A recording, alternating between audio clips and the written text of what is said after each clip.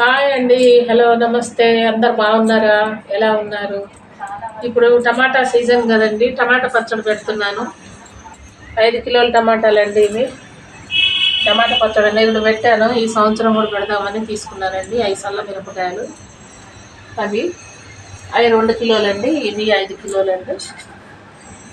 పెడదాం అనుకుంటానండి. ఇలా కొంచెం దూరంగా ఉండాలండి కాయ. ఇలా ఉండాలి. ఇలా ఉండాలి కాయ.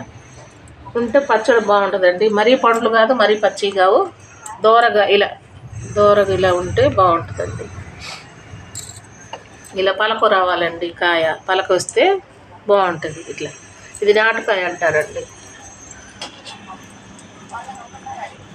4 పచ్చాలు చేయాలండి ఒక కాయని.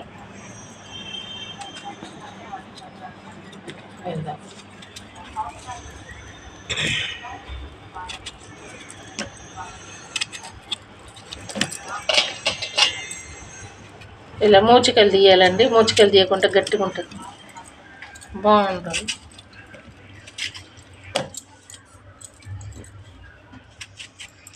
దీంట్లో పసుపు వేసి గల్లుప్పు వేసి కలపాలండి. పసుపు గల్లుప్పు బాగా మంచిగా కలిపి ఒక డబ్బాకి ఎత్తాలండి. ప్లాస్టిక్ డబ్బా కానీ జాడీలు అవి ఉంటాయి కదా, మట్టి జాడీలు, మన పచ్చడి జాడీలు ఉంటాయి కదా, అందులోకి ఎత్తుకొని 2 రోజుల తర్వాత ఇవి తీసి పిసికి ఆరబెట్టాలండి పైన. ఇక ఎండ ఎక్కడ ఉంటే అక్కడ ఆరబెట్టాలి. ఆరినాక 2 రోజులు 3 రోజులు ఆరినాక దీంట్లో చింతపండు కిలోకి, పుల్లగా ఉంటేనేమో కిలోకి 150 గ్రాములు 100 గ్రాములు. పులుపు మనం తినేదాన్ని బట్టి పులుపు వేసుకోవాలి. దీన్ని బట్టి కిలోకి 1/2 కిలో కారం, 1/2 కిలో చింతపండు, 1/2 కిలో కారం, 1/2 కిలో ఉప్పు కిలోకి కరెక్ట్ కొలుతుందండి అది. కారం, ఉప్పు, పసుపు అండి. పసుపు ఒక 100 గ్రాములు 50 గ్రాములు వేసుకోవాలి. 5 కిలోలు కాబట్టి 100 గ్రాములు పడుతుందండి పసుపు. ముక్కలకు కలుపుకోవాలి. తర్వాత చింతపండు అండి. కిలోకి 1/2 కిలో చింతపండు, 1 కిలో బావు. 5 కిలోలు కాబట్టి కిలో బావు, కిలో వేస్తానండి. పులుపు ఉంటాయి కదా ఇప్పుడు ఇది మన టమాటా, కిలో వేస్తానండి. అవి నీళ్ళని తీసి తొక్కలు అవి ఉంటే తీసి గింజలు తీసి ఈ పిండిన పులుసులో ఊరబెట్టాలండి. ఈ నిలవ పచ్చడి ముక్కలు ఎండబెట్టిన పచ్చడి అంటారు దీన్ని.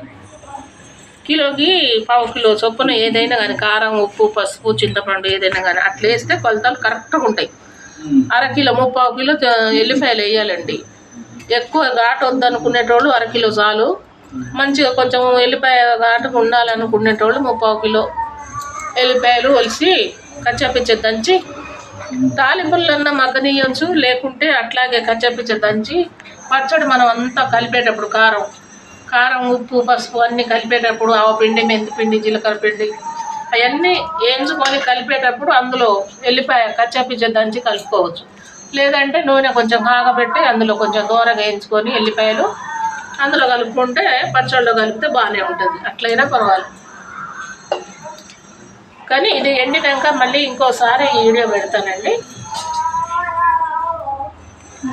ఇప్పుడు ఈ ముక్కలు కట్ చేస్తున్నాను.